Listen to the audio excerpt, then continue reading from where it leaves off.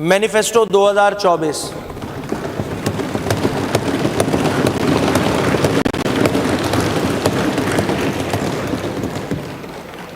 साहब ये जो लिखा हुआ है ना, चुनो नई सोच को, ये था पीपल्स पार्टी के मैनिफेस्टो का स्लोगन।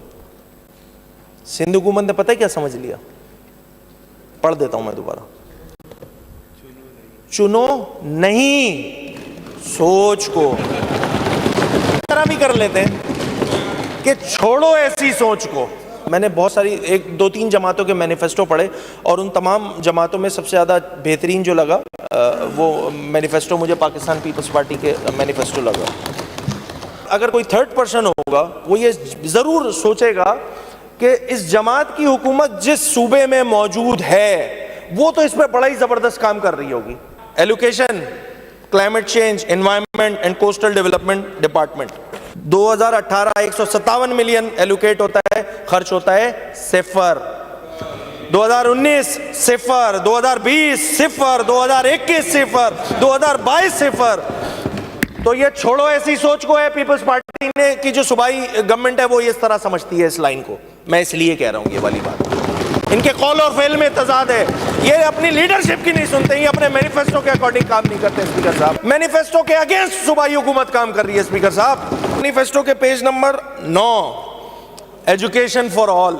जो सेल टैक्स बढ़ा है 13 से 15, इसमें एजुकेशन भी कैटेगरी आती है, आती होगी ना।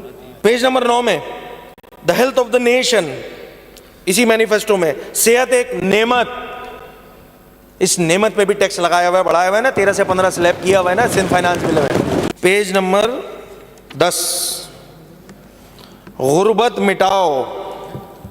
पता नहीं टाइपो एरर है, सिंध में तो गरीब मिटाओ का प्रोग्राम चल रहा है। इस शहर के मैं अमन अमान की सूरत हाल देखूँ ना, कि जिसमें इस शहर के नौजवानों के जो नौजवानों को जिस अंदाज से कत्ल किया जा रहा है, तो ये यूथ कार्ड नहीं है, ये यूथ कार्ड समझिए महकमा दाखिला से, ये काट रहे हैं इस यूथ को। पेज नंबर 12 में इसी मैनिफेस्टो के लिखा हुआ ease of doing business. Speaker साहब, कैपिटल तो फ्लाई कर रहा है, यहाँ पानी मौजूद नहीं है, इलेक्ट्रिसिटी का मसला मैंने आपको बता दिया, गैस के मसाइल मौजूद हैं। अगर ज़मीन मिल जाती है तो वहाँ पे जब काम स्टार्ट होता है तो फिर एसबीसीए वालों ने भी तो आना है, और जब कंस्ट्रक्शन हो रही होती है तो जो इलाकाई पुलिस वाले हैं वो भी तो मिठाई लेने आएंगे ना भाई, या नहीं आएंगे? मगर ईज ऑफ डूइंग बिजनेस करना है। क्यों? क्योंकि मैनिफेस्टो में लिखा हुआ है, बिल्कुल कॉन्ट्रडिक्शन है, परपेंडिकुलर पॉलिसी है सूबाई हुकूमत की इस मैनिफेस्टो के अगेंस्ट। एक माइनॉरिटी के एमपीए को डिप्टी स्पीकर बनाकर माइनॉरिटी के राइट्स का क्लेम करना कि जी हमने बड़े राइट्स दे दिए, इस तरह कहानी चलने वाली नहीं है। फिर नाम लेना शुरू करूंगा, प्रिया कुमारी, ये सारे वाकयात है ना। कितना माइनॉरिटी का राइट्स का ख्याल रखा जा रहा है। ये कौन सी अक्लमंदी होगी कि जो टैक्स दे रहा है, आपके टैक्स नेट में शामिल है, उसी का गला और मरोड़ लिए ये सिंध हुकूमत। तुम 13% देते थे, अब तुम अगले साल से 15% दोगे। अपने टैक्स नेट को ब्रॉड नहीं करना, अपने टैक्स नेट को ब्रॉड नहीं करना। यहां बोल रहे हैं जी टैक्स फ्री बजट है, ये फाइनेंस बिल किस लिए लाया गया है? इन लोगों को इतनी अकल नहीं है, बोले जा रहे हैं। क्यों? क्योंकि लिख के यही दिया होगा।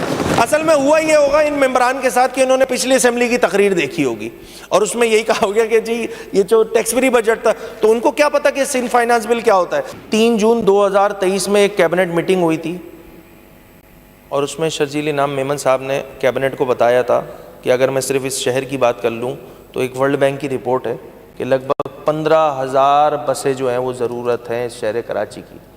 आप खुद गिन लीजिए कि कितनी बसें आपके पास हैं और आपको कितने सालों दरकार होंगे इस 15,000 को पूरा करने के लिए। जो ये इलीगल अफगानी इस शहर और पूरे सूबे में जो बस गए हैं ना, इसको सीरियसनेस के साथ देखना होगा स्पीकर साहब, वरना ये हमारी जानों को आएंगे। मैं फ्लोर ऑफ हाउस ये बात कह रहा हूँ। हम तो भुगत रहे हैं, ये शहर वाले तो भुगत रहे हैं, अरसे से भुगत रहे हैं, अब ये पूरा सूबा भुगत रहा है, इसलिए अब परेशानी लग रही है। इंक्लूसिविटी लाएं, मसाइल मुश्तरका हों, हमारे मसाइल में मुश्तरका बात करें। आइए मैं लाड़काना के मसलों की बात करूँ, आप शहर कराची के मसलों की बात करें।